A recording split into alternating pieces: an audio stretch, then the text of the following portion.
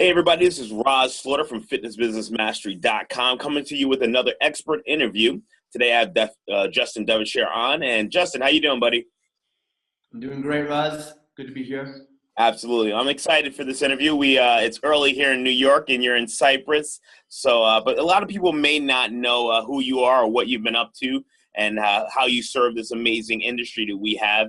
Why don't you share a little bit about your background and a little bit of your backstory for everyone?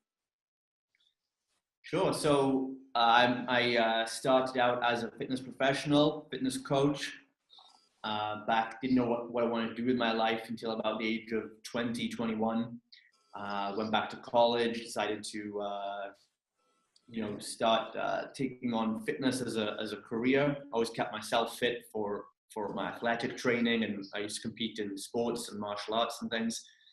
And like many coaches, I went through that phase of my biggest ambition in life was to become the manager of the local gym, on probably like a $35,000 a year salary. That was like my life ambition, be the supervisor of the gym, because I didn't know what else was out there.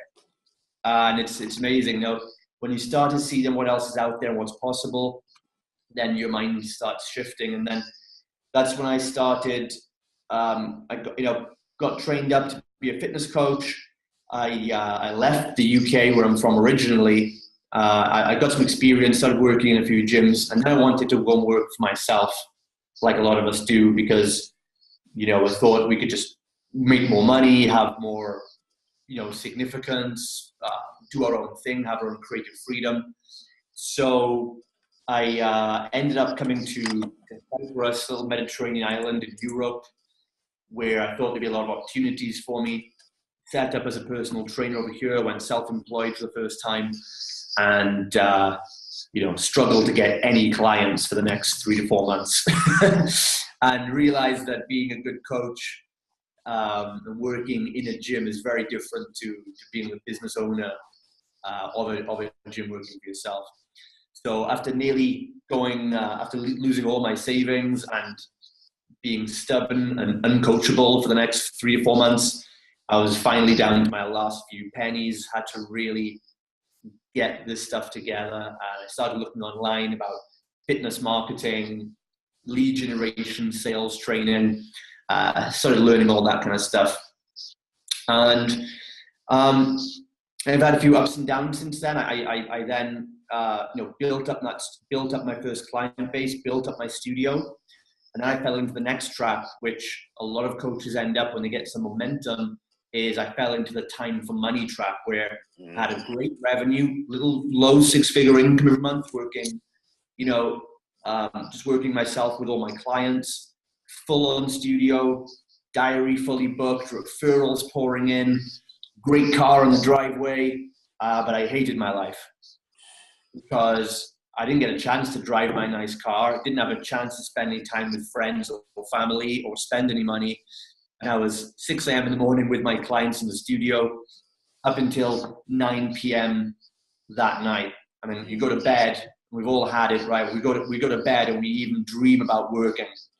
We've all had that, right? Absolutely. You dream and you're like, oh, I'm back in work again. And you wake up and it's the same old grind. That kept going for a while until really I got a phone call one day from my family back in the UK that my mother had been diagnosed with a brain tumor and she had to go in for emergency surgery. So, I packed my bags, I booked a flight, flew back to the UK immediately. I wasn't focused on the business. I didn't really think about that. I just had to go back for my family. And fortunately, my mother recovered and she got back on her feet. I stayed in the UK for the next 9 months, 10 months to look after her. And so my future was unclear. But the one thing I learned from that was that I never really had a business. All I had was a job that depended on me. And when the time was right and I wanted to go back, I wanted to come back to Cyprus, start over again. This time my mindset was totally different. And I decided this time I would learn to build a business that would not fully depend on me showing up. Because what if another illness happens and I've got to leave? Or what if I just want to have a better lifestyle? What if I want to go traveling? I didn't want to become a slave to a job anymore. And that's when I then started learning about real business. I stopped learning from all the marketing gurus, and I stopped looking so much, about all funnels and things like that. They're important, but I started looking instead at like, what were companies like Starbucks doing? What was Tony Robbins? How did Tony Robbins build a company? How did these people take their methodology and package it in a way that it could be sold online or through other people, and they could then impact a lot more people and have more freedom and a better lifestyle. And since learning that stuff, I then built up that studio in Cyprus. I then later sold it on to a partner. I then set up another business in a different country, in Romania, which is around here in Europe as well. And at this point, I had all the systems built in. So we built the second facility, and within 90 days, it was fully operational, fully outsourced, making over 20K a month. And then since then, I'm now working on 2 gyms in the UK and an online fitness coaching business too. And the cool thing is, I am not the face of any of those companies, thank goodness, right? But I am more the brains behind all the operations of those different businesses. One's an online program for men. We've got a gym, a boutique gym for women. We've got another facility, kind of boot camps for all types of a more mainstream type of thing. And they all run in the UK online without me being there. So it's just to show that it is possible. You can have a fitness business that serves people, that can run without you being there day to day in a job. Wow, man, that's pretty cool. I love that story. Thanks for sharing. Let's just jump into that, because I know, like, for me, we've been able to build our personal training studios and systemize, and I talk about, a lot of specializing in things. And it's obvious that's what you're doing. You have one for men, you have one for women, boutique. What does that look like for the beginning personal trainer coach who wants to get started and says, what, my dream is to be like Justin. I want to get a business. I want to go and start it in another country or another state. What is that? What's the first process? What's the first steps? So the first thing to know is you've got to know what you want for your lifestyle, and you've got to look at business differently, because what I talk about with my clients is I help them make a transition from a solopreneur or a self-employed technician to an entrepreneur who is the business owner. And it's not just about strategies and tactics, it's about the mindset, because a solopreneur has certain beliefs and an identity they've adopted that will keep them doing those things. And the way to look at it is a solopreneur is largely driven by ego. It's perceptions of self. Every decision is made based on their perception of self-worth, which could be undervalued or overvalued. It's all just based on emotion, not on real logic. So most trainers watching this right now, if they are the solopreneur and they're stuck in this trap, then look at your pricing. What do you bill per hour? What do you offer? What's even your monthly revenue goal? And if you look at those things, all those things are derived by your ego. You're charging what you think you can charge per hour based on how much you think of yourself or what someone else is doing. I'm charging this low amount because he charges more, or I'm charging this much because I'm better than them. It's all comparison. It's all ego. It's not actually structured in real business strategy. One of the things I say is you can't, charge what you're worth is kind of stupid, because you'll never get what you're worth. You change people's lives. You can only charge what the market can bear and what your strategy allows you to. So that's when you get to more kind of business operator thinking, is taking your ego and emotions out of it and asking, what do I truly want for my lifestyle? What can my business actually be if I wasn't the bottleneck? Don't set your goals based on how much time you have free and what you think you can charge. Because that's why everyone has the 10K a month goal, right? I ask people, why 10K a month? Why not 6K? Why not 17K? And it's always 10K is pretty much the most they can do to fill their diary before they burn out. Gotcha. And I say, that's great, but do you want to be busy or do you want to be free? Do you want a full-time job or do you want a part-time business? There are different things. And so the main mindset shift to make first is a solopreneur wants a job, and they think short term and they want to get paid end of the month. They want to take care of themselves, which is fine, right? But if you want a bigger business, if you want more freedom, it has a cost. And you have to start. An entrepreneur thinks more long term. They think about what they can give the world. And they don't look at it like a job. They look at it like an investment vehicle or an investment asset, like investing in real estate or Bitcoin or anything. They look at their business as it's this thing over there that I'm going to build that is I invest time, money, energy into it, and it's going to return me even more time, even more money, and even more of my energy back. So every bit of work they do becomes an investment that pays off more in the future, like building a system. If you're a solopreneur, you're gonna be reactively doing tasks every day, the same task over and over again, but then you don't actually build a system. You don't actually create any freedom. You're just reacting to the tasks. So solopreneurs are reacting, entrepreneurs are creating, so it's reaction or creation. And the entrepreneur is building something for the future of substance that will produce freedom. The solopreneur is repeating the same tasks that will keep them trapped. So the first step is you've got to get the mindset right. You've got to become aware of, where am I doing this? Because if you don't get this part right, I know solopreneurs who can hustle their way up to making $3, $4, $5 million a year. Yep. And they're still just as burned out, only now they've got a lot more to lose. And you want to make this awareness as early as possible, because I can teach you how to get fully booked with 100 clients, and it will be this strategy. Or if you want to build a business of substance that gives you freedom, we take this strategy. They're different paths, so you've got to decide which one you really want. And there's no judgment in that. It's just some people want to work, some people want a business. But be aware of what you're actually choosing to do before you set off anywhere. That would be the first step. I love it, man. I think that's just really powerful information there. I mean, one of my mentors is Robert Kiyosaki, and I love Rich Dad, Poor Dad, and understanding the cash flow quadrant, and where I started as, an employee working at the big box like yourself, and then shifting. And I thought I was an entrepreneur when I became self-employed.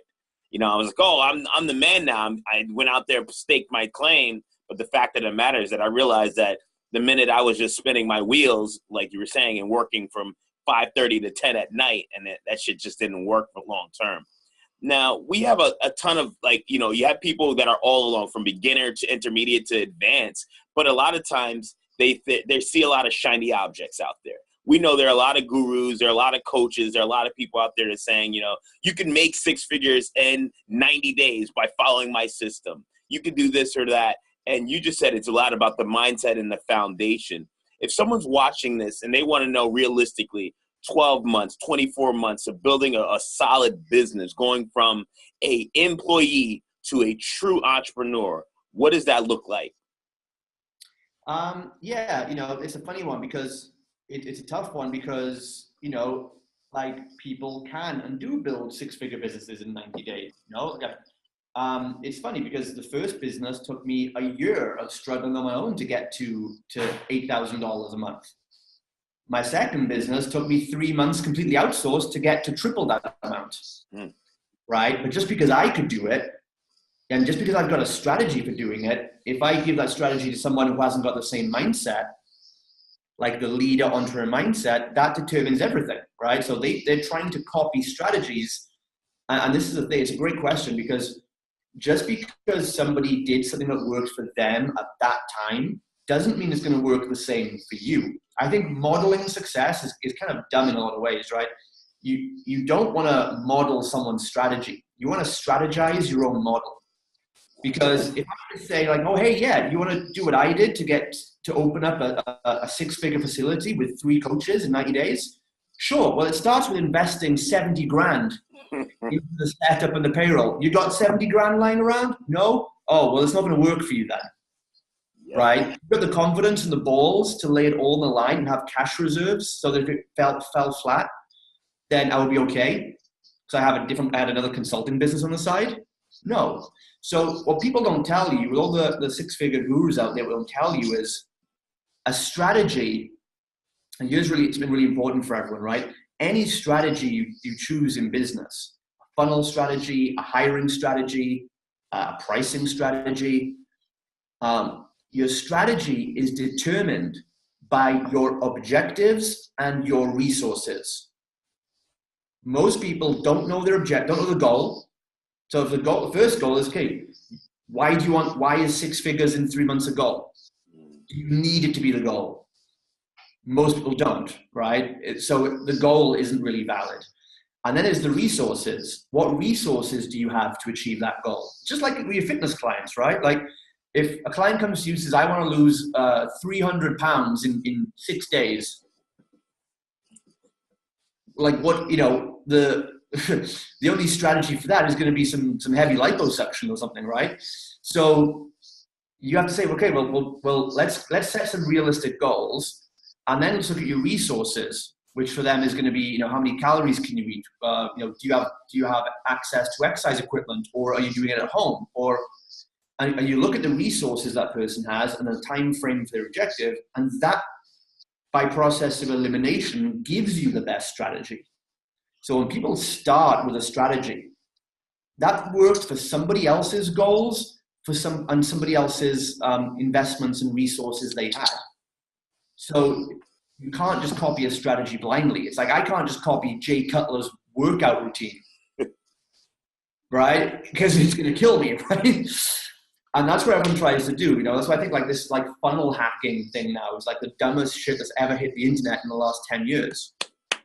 Right? It's like, I always say, you wouldn't copy Jay Cutler's diet plan, right? So you wouldn't copy my funnel either. But that's the thing. This is why the solopreneur doesn't want to hear that, because they want the quick fix. Absolutely. They're in scarcity mode, so they don't think logically or rationally. They're like, I just want to copy success and get ahead. They don't want to think for themselves. Mm-hmm.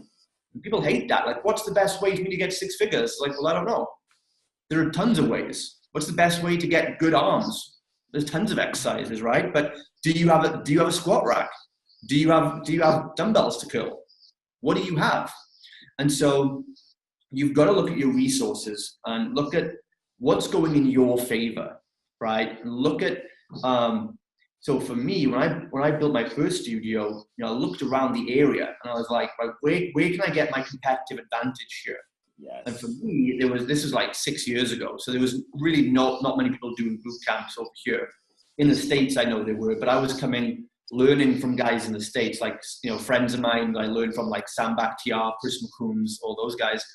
And, it was a brand new thing over here in Europe. So I was doing the first boot camps, and that was my kind of advantage. I had these resources of this knowledge, new ways of doing things. Had good marketing information. I knew a bit about funnels and stuff, and no one else in my area could do that stuff, right? If you're in more of a competitive area, then you've got to look at, again, what makes, what you have resources, as in you have your specialty skills. You have a topic or a niche that you can dominate better than anyone. Maybe it's busy mums or athletes or CEOs or teen athletes or whatever, or bodybuilders. And that's a resource for you. Is the thing you feel most like no one can touch you at. That would be the first thing. I would go into that niche and dominate that marketplace, because you'll have the confidence, which will take you further than most things. And then look at your facility size. Like if you've got a big facility, then you might be better off doing groups, right? You've got to maximize the resources you have. That's going to be the quickest way, and knowing and setting out proper goals. And so when you do that, getting to like 6 figures can take 3 months for some people. It can take 12 months for others. Mm-hmm. It really depends, but absolutely. Goals and say, is 10K a month really your goal, or did you just borrow that from somebody else? Yep. Maybe you get by on 6K a month and then take the pressure off yourself. For sure, man. I love that. I mean, and that just shows your experience, because, I mean, we definitely have Sam is one of my good friends. I love him. Old school cat. And Chris is copywriting master. But, like, I love when you said specialize. It's something that I have a framework called the 4 S's. And when I'm working with, personal trainers, boot camp owners, people who are getting into the game, I really feel that's important. I did it, and that's what gave me the ability. I mean, one of the things is that I looked at who was I serving, how could I serve them, could I get them results, could they pay me, and it was women who were entering into perimenopause, postmenopause, something I knew a lot about just from surveying my existing clients. And then I said, shit, the fastest way to learn is to get a bunch of books, learn as much as I could, and just be ahead of the curve on that. And I know you teach a lot about expert and authority building so that you can kind of, can you talk a little bit about why you feel that's so important for the coaches to really be an authority and an expert as opposed to just being a generalist? Oh, yeah, man. I mean, there's so many reasons on so many levels. The first thing when I say expert and authority is that you want to be seen as a trusted expert in what you do. So people can just trust that they can pay you money, you can help them out, especially with the more specialists you get with things like pre-postal natal or bodybuilding prep or athletic performance. People aren't going to hand over their money for these. The more specialized you go, the more money you can charge because the service is more rare and valuable to that person. But they're going to have to know that you know your stuff. You're not just a weekend expert. You didn't just do a 2-day course and now you know how to do bodybuilding. Right? They're going to need to know that you know your stuff. And so that's the expert part. Then there's also the authority. Now this is important too, because being a trusted authority is slightly different. That's kind of like being seen as the celebrity of your area or your marketplace. And they're both very valuable. And most coaches focus a bit too much on the expertise side of things. And they gather facts and figures and knowledge, but they don't communicate it to their market. How you communicate that expertise is done through authority positioning. And it's not by showing people how many facts you know, right? You do it by relating to people using content marketing and demonstrating your knowledge. And it's so important because, first of all, it's going to help you position yourself to charge higher prices. The more of an authority you become, then the less you have to learn the hard sales techniques, right? Techniques is confidence not being perceived as the expert and authority before that person even comes to you. So you can let the content marketing, the brand positioning stuff, if that does all the work for you, showing testimonials, giving out value in your content, showing how people can get results like this, then they come to you with a preconceived notion that you are the deal, you are the big deal, and they expect to pay you more, right? If you don't create that expectation, then you're gonna have to work harder with all the NLP closing sales stuff and discount offers. It's not hard to do, right? Unfortunately, it's not that hard to do. By many kind of fakers and fraudsters can actually do it now with some good marketing.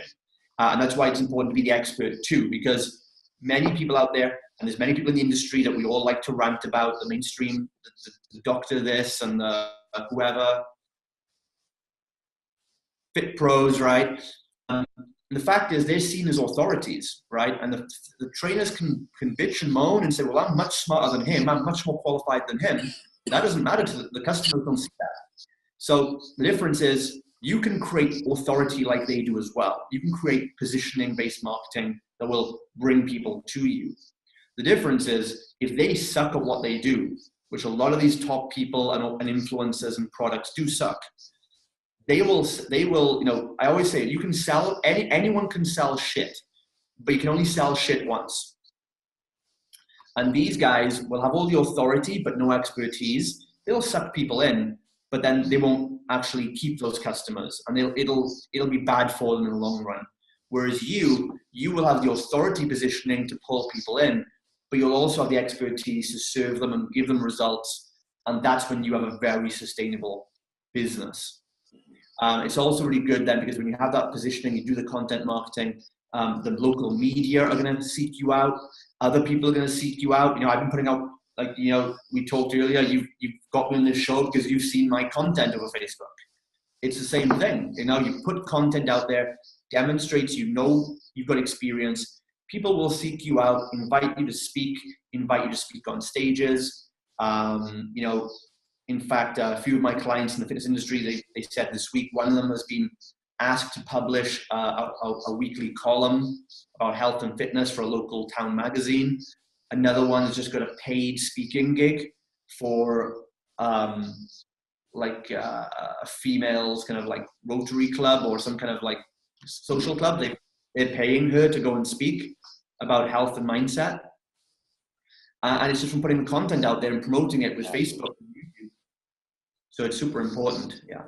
Cool, man. I think I love that. I mean, that's something that just, like you said, I found you online by putting content out there, and I was like, oh, I resonate with that. I like this guy. He keeps it real. Let's talk a little bit about the industry and where we are in a whole. You know, there's like, we have people who are, I have a gym, I have a big box, I have a small boutique. I'm an online coach, and everybody's jumping online right now. I want to be an online superstar because, you know, if I go on Instagram, all I got to do is put up a bunch of selfies and become a bodybuilder and boom. What do you think about the trend and the shift right now of it's easier to be an online coach than it is to have a brick and mortar solid business? Yeah, again, you know, it's one of those beliefs that's taken out of context. And the harsh reality is it's only easier to have an online business if you actually understand business overall. The truth of it is, and I made this mistake many years when I was struggling to get my studio off the ground, I got sucked into, and I was like, maybe I can sell an ebook on ClickBank, right? And I spent about 4 months putting an ebook together to sell for $27, and then ended up selling about 4 of them. In that time, if I had just focused on growing my actual studio, I could have got 6 figures in half the time. So the reality is, most coaches I see that want to go online, it's because their physical business is struggling. And instead of trying to figure out what the problem is, they think it's going to be easy online. But if you can't succeed offline, you won't succeed online because they're both businesses. You're going to have the same problems. And the problem is that the online world is far less forgiving. It's actually 100 times more expensive. You're competing with all the big names as soon as you go online. You're a nobody in the drop of an ocean, and when you go through all the money and time and authority building, you're only going to sell products for a far lower price than you would do locally. Most coaches, I'm not bashing online marketing here because we've got an online fitness business ourselves, right? But the first thing is, the first thing was the awareness, right? Do we want a physical business or do we want an online business? We've got to make that decision now. It's not 1 foot in each. It's not, well, I'm going to try dabbling in online stuff, and if it works out, I'll go all in, because that's why it won't work out for you, right? You've got to decide right now, and if you've got to focus on one or the other. You won't build one on this. I've never seen anyone really who has a successful gym and also builds a side hustle online business by accident on the side, right? The people that make the most money, they focus on one thing, they go all in on it, they put all their chips on it, and they make it work. So the thing is, locally, you have more authority. Advertising is way cheaper locally than it is online, because you're a big fish in a small pond. Now, maybe being that big fish, that small pond is enough to meet your lifestyle goals, right? You can make 6 figures, multiple 6 figures locally. Depends on the size of the area you're in, right? So it's really make a sensible decision about it, and don't think that it's not online, push a few buttons. And so an online business is generally far, far harder, way more expensive, and takes longer to monetize than a local business. Like I go down my street right now. I haven't got a gym here in Cyprus anymore, but I'm so tempted sometimes, right? Like, with my online businesses, we're doing like YouTube AdWords, and there's Google pages to make, and then there's like social media stuff, and you're paying for ads managers and all this kind of stuff. You're paying $5, $6, $7, $10 a lead sometimes, and I go back to the local businesses and we're getting emails for 20 cents. And I'm like, oh, wow. Like, it's such a difference, so easy to win locally. And I go down the street and I see empty buildings, and my mind races, and I'm like, oh man, I could kit that place out for $10,000. I could have ads running tomorrow. I could launch a challenge. I'd have a 6-figure business in a month from now. and I'm always just tempted to be focused because I'm retired from training. But I get the urge sometimes, man, because I'm like, sometimes like this online stuff, man, I could just build a 6-figure local business, man. It's so easy, like when you know how and you've done it and you understand the difference. I get that urge sometimes, really. I've just got to stop myself just opening another studio tomorrow. But yeah, from experience, that's been my experience. Online can work, obviously, but if you're going into it out of fear to avoid your real business, the problem is you take yourself with you. Absolutely, right? Man. And so I'm not trying to scare people out of online training, but our business, I helped another coach, for example, helped him build a 6-figure online coaching business. He has like a team of 4 coaches, and they shot up pretty quickly. In the first year, they turned over about $170,000. But when I had the first consultation with him, he was working out of a gym studio for somebody else, and he said he wanted to go online. And, it was a very clear decision. He was like, I don't want a gym. I don't want to be a local trainer. I don't want to do that. I want to travel the world. I want to speak on stages. I want coaches working for me. I want to be international. And I said, okay, well, I'll help you do it, but you're going to have to quit the job you're in then. At some point, Mm-hmm. And he quit that gym the next day. Wow. He's like, I'm all in.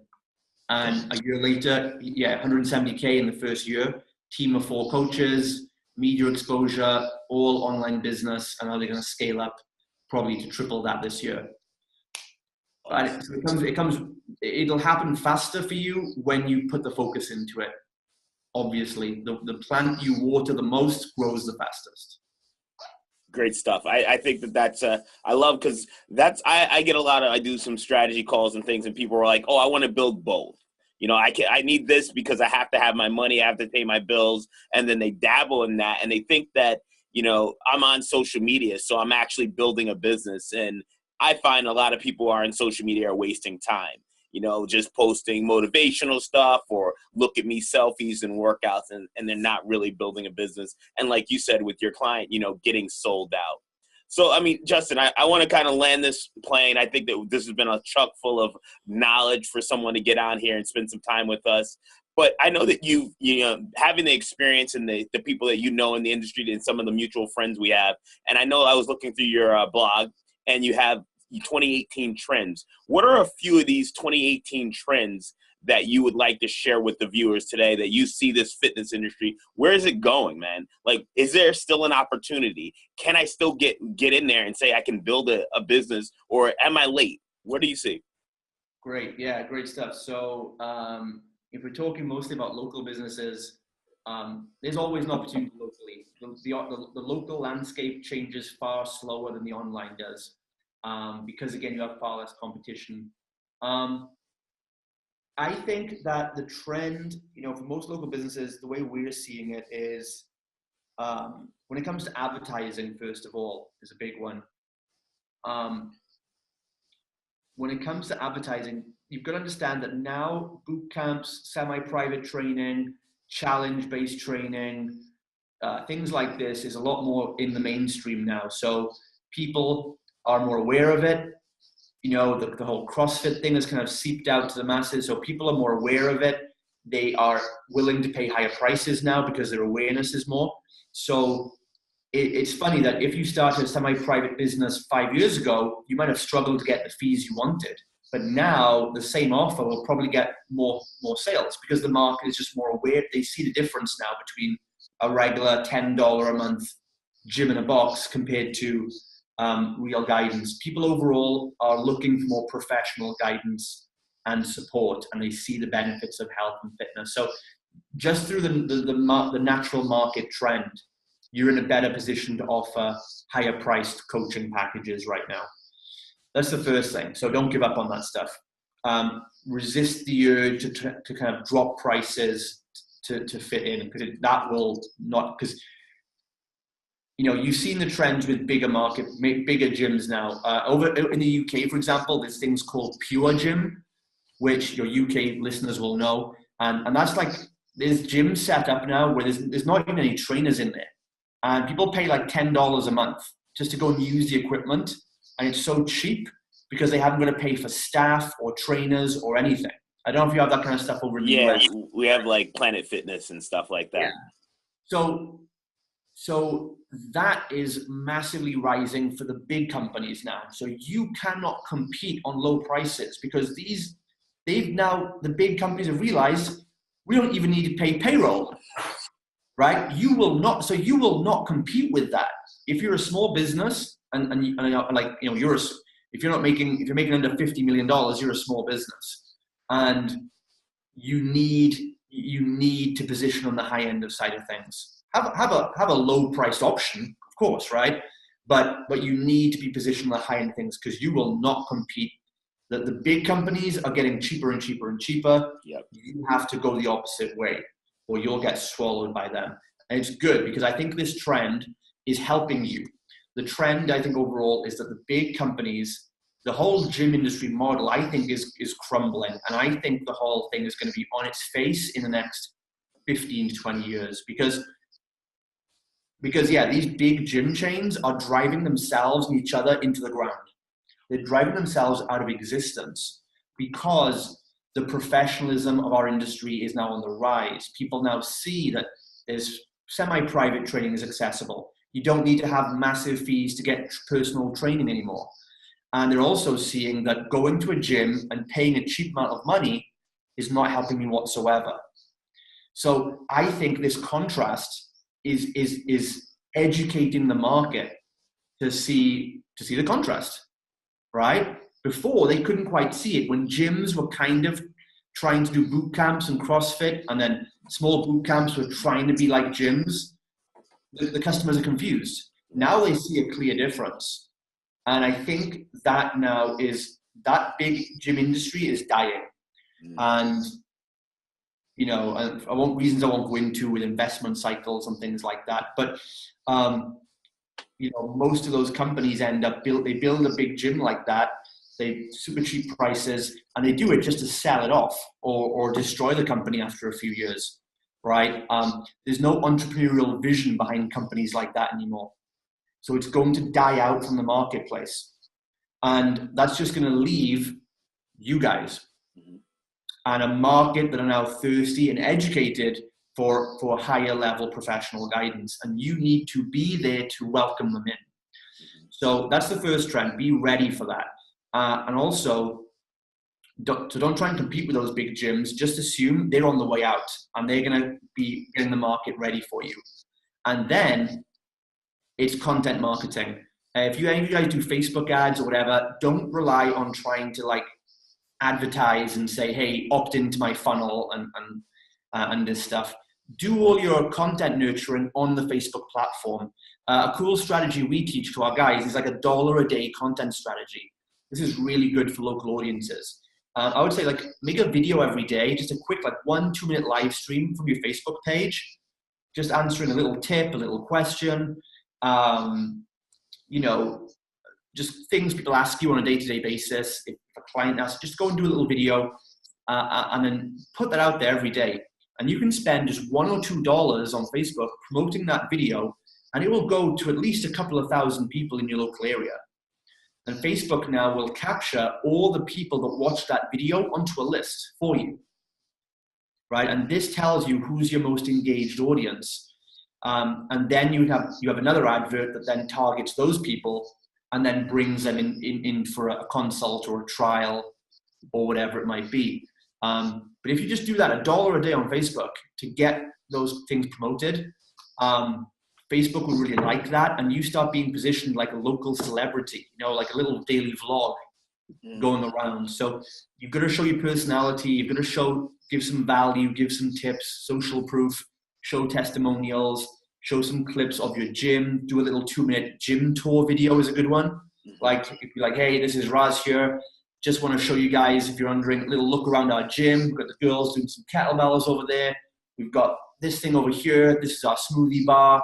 So if you're looking for a place with a cool atmosphere, just send us a message, get in touch, and our team will chat to you about what options we have, right? Just stuff like that. It doesn't have to be salesy. Mm-hmm. And just putting a couple of dollars a day is going to get you seen, and you will see more leads coming through. But the hard sell stuff is not going to work anymore. You know, don't try and bother with that. Just put out content, collect an audience of video viewers, retarget those people back into your funnel, because Facebook ad costs are going up all the time. But if you do the strategy, you will keep your costs low. Our guys are still doing like $5-10 a day. One of my clients I spoke to last night, he's out in Texas actually. He gained, I wrote it down. Like he's done about $70,000 in EFT this month, and I taught him this strategy a month ago. He's rolled it out. He got 200 leads in the last month, right? By putting out more content, and people see you as the only viable option then. And yeah, he's just cleared $70,000 with 25% profit margin, and taking a $4,000 salary out for himself as well. So, I mean, that's awesome. Those are just great tips. I mean, I love the fact that you're still focused in with the local and understanding that. Great stuff. If someone wanted to find out more about you, some of the services, some of the things that you do, helping fit pros, online speakers, where would the best location be for them? You can go to, let me see my own links.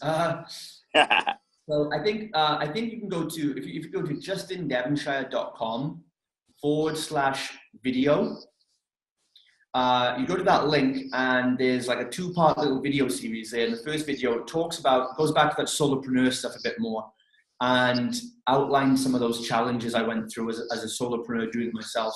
And then you can also watch a video there that talks about the 5 steps, like the 5-step process that we use to change your mindset, get clear on your objectives, put a plan in place, build a team, put systems in place, do your marketing, all the stuff we just talked about. It's a 5-step process, and there's a video there. It's about 16-20 minutes, and it outlines all the steps. So that's justindevonshire.com/video. Awesome, man. Well, I really appreciate your time today, man. I think that the viewers are really going to get a lot from this, and you're keeping it real, which is great, helping a lot of people. So once again, justindevonshire.com/video. We'll make sure to get that link up there in the blog. I'm Rahz Slaughter from fitnessbusinessmastery.com. I want to thank you guys again for watching, and we'll see you in another interview series very soon. Take care.